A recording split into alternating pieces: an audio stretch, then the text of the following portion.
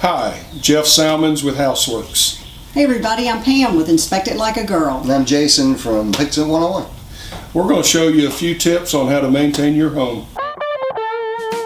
Everywhere you have water in your house or even outside, you should have an outlet that has a ground fault circuit interrupter. And what that does is it cuts the power if there's ever a surge. The problem with those suckers is finding out where they reset. A lot of times it's hiding behind the freezer in the garage.